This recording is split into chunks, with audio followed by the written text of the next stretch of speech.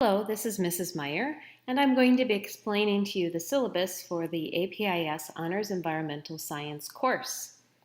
The first thing I want you to look at are the course objectives down the side of the syllabus. These have different science skills that students will be working on throughout the year, including problem-solving skills, group work, and technology and engineering. In the middle of the page, you'll see a course description. And basically, this is just in general how I teach my science classes. I like to make sure that each student's individualized learning speed and skills are recognized. And so you'll see as we go through the syllabus that I've built in a lot of different ways for students to learn the material at a pace that suits them, that eventually will get them to the point where they can master the standards, but it doesn't penalize them for how slowly they may happen to learn certain things from the class. More specifically for this course, I've been using the AP Environmental Science standards. This is not an AP course, but the standards work really well for teaching a high-quality environmental science class. So some of the topics that we'll be looking at include population, land and water resources, and energy resources, among many. You can get information about these topics in a variety of ways in class, maybe through a lecture or a textbook, a video, different website resources, but each student is going to have the opportunity to figure out which content source works best for them and use them to fit his or her learning needs. Some course supplies are down here at the bottom. The one I want to point out in particular is the composition notebook. This is a type of notebook that is bound on the spine with fabric and not with a spiral, so the pages from the notebook can't be ripped out very easily. And I also want it to be quad ruled. In other words, I wanted to have graphing paper in it so that we can make graphs more easily in class. I think the rest of the materials are pretty much self-explanatory. From there, a little bit more about the course. You will be working in teams and as individuals because some of those skills that I want you to work on have to do with communication and group skills. But as an individual, you are responsible for learning the standards that we are assessing in this environmental science class. A lot of the investigations will be working on scientific arguments using data. So we'll be using a scaffold called claim evidence reasoning, which I'll talk more about in class, but basically it's a way of presenting information about a scientific investigation. All of the learning for this class will go into that research notebook, that composition notebook that I mentioned earlier. And most of the supplies, when you're not using those course supplies, can be kept in the biology lab, so you won't have to haul them back and forth. There will be homework for this class. The class homework is usually in order to kind of get that introductory level to the content, or at the end of a unit to review some of that content. I work very hard to make sure that students have multiple days to work on a given homework assignment, and they have lots of notice in when that homework assignment is going to be due so that there aren't any surprises. Except for redos on lab reports, homework or classwork that you do at home does not count toward the class grade, but I do expect that it be completed. And I'll talk more later about how I will help you to make sure that that homework does get completed in all cases. Page 2 is all about assessment in environmental science class. So overall, the assessments that's going to show up in the gradebook are summative assessments, so that's your final learning for the course. The summative assessment will be broken up into content standards and process standards. Content standards, or the achievement of the learning targets for environmental science content, make up 80% of the grade, and this is typically quizzes and tests that you'll be taking in class. The process standards are scientific skills standards. The two main scientific skills you'll be working on throughout the year are scientific modeling and scientific argumentation. And these skills will usually show up in investigations and lab reports. And they make up 20% of that summative grade. Each semester, there will also be a final exam, and that final exam counts for 10% of the course grade outside of these two summative assessments. For missing work, whether this be one of those summative assessments or homework or something that was not completed in class, will always be marked as incomplete in the gradebook, not a 0. A 0 indicates that the student would not have another chance to keep working on the assignment, whereas I want all students to complete all assignments no matter what. So they will show up as I's in the gradebook. As soon as a student has an I in the gradebook, I will contact them for a time when they can come in outside of class hours to work on that incomplete assignment, and I will also let a parent know that they are working on an incomplete assignment. At the end of semester, if you have an incomplete summative assessment in the gradebook, you'll receive a no credit for the class. But I will be working hard to meet with the students and make sure that they get their incompletes done fairly quickly so that they don't build up at the end of the semester. Before we get to the assessment levels, I would like to go over this right-hand side, which is called the Science Grading Rubric. So at any of the content or process standards that I will be assessing, I'm looking at different levels of performance. The very bottom level is an emerging level. This is when students still don't have a full understanding of a topic. And that's what most students will come into a science class with, an incomplete understanding of a topic. That's why they need to take the science class, is to help them better understand it. Once they spend a little bit of time in class, then they'll start to pick up some of those easier ideas about the topic. Maybe they've got some definitions memorized.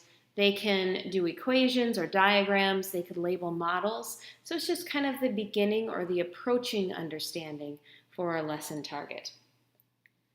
The third level up is called proficient. This is when a student has shown that they do understand a learning target. They have an in-depth understanding of a target, and they can apply those ideas that they've learned to bigger other concepts that we've touched on in class. They can explain their thinking, and so they're definitely at a higher level of understanding when they're at the proficient mark.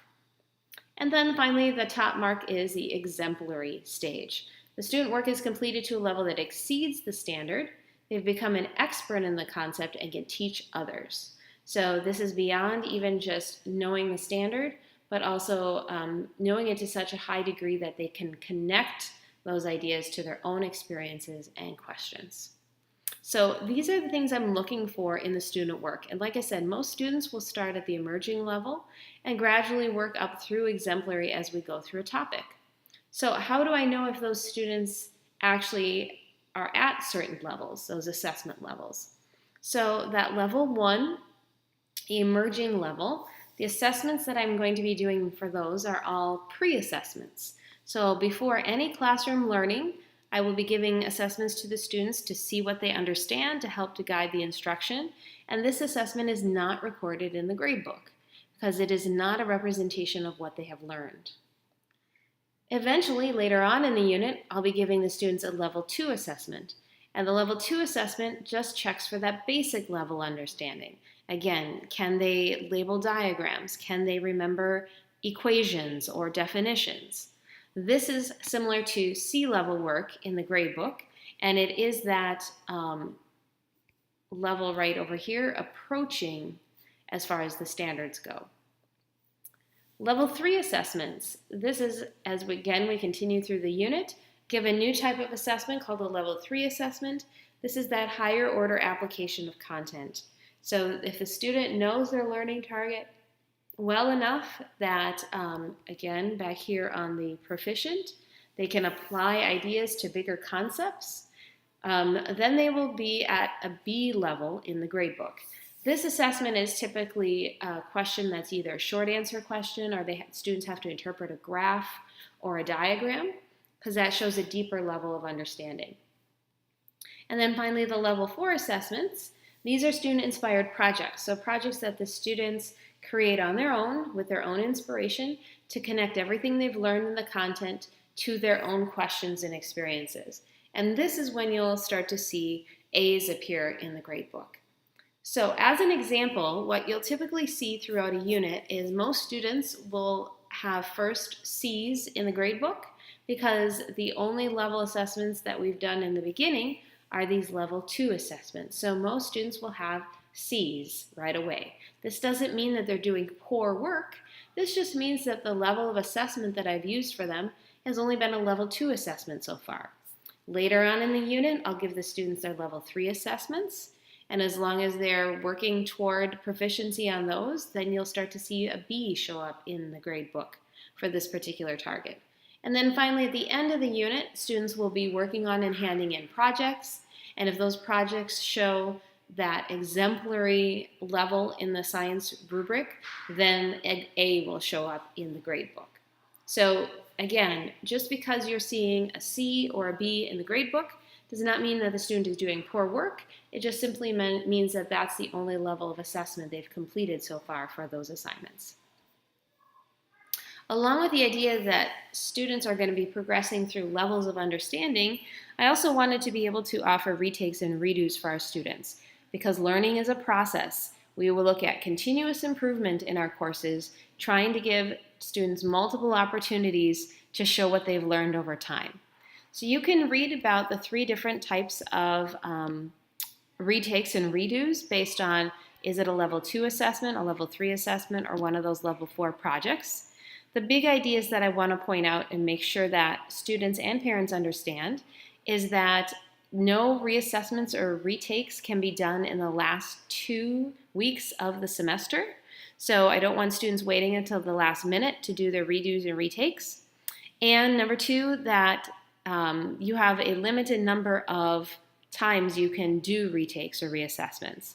So just so you understand this, the retake and the reassessment is actually more work than doing well on the original assessment.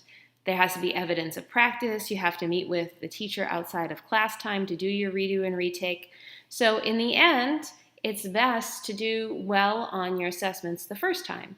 But not everybody does do well on their assessments the first time. And that's why I wanted to build into the course some flexibility to go back and try to relearn and then reassess those different learning targets. Page 3 starts with my course expectations. This is about classroom behavior. Most of the classroom behaviors will be addressed based on the APIS student handbook, but we will be working together in class as well to establish common expectations based on what the students feel is appropriate behavior inside the science classroom. But other than that, all of the student handbook rules and expectations will be followed for the behavior plan. To communicate with me and for me to communicate with you, I have lots of tools that can be used. First of all, weekly email updates will be coming from me so that you'll know what's happening in class. You could always get into your child's Edmodo online course where I'll be posting class assignments and other updates. There's an online gradebook called PowerSchool where you can see your students' grades. And then I also use this text messaging service called Remind to communicate with the students. The students don't have my phone number and I don't have their phone number, but we can use Remind to send text messages back and forth. So if you're interested in being a part of this, you can sign up for Remind using the information here on the right of the screen. Finally, some miscellaneous notes at the end. There is no extra credit for this class. Students must comply with the internet and computer use rules specified by the APIS student handbook. Always ask for extra help when you need it. In fact, this is one of my favorite things as a teacher, is to be able to sit down with a student individually and help them to understand something that they've been struggling with. So as long as the student gets a hold of me and sets up a time, I am more than willing to stay after school, before school, come in during strange times of the day to work on whatever questions you have. In the end here, there's a note to the parents and guardians, and then some contact information for me down at the bottom. Please note that if you email me, I will for sure get back to you within 24 hours of you sending that email if it's during the school week. So I try to get back to any communication from parents as soon as possible so that we can keep in the loop about your children. Thank you for taking the time to go through this syllabus, and feel free to contact me at any time about questions or concerns you have about class.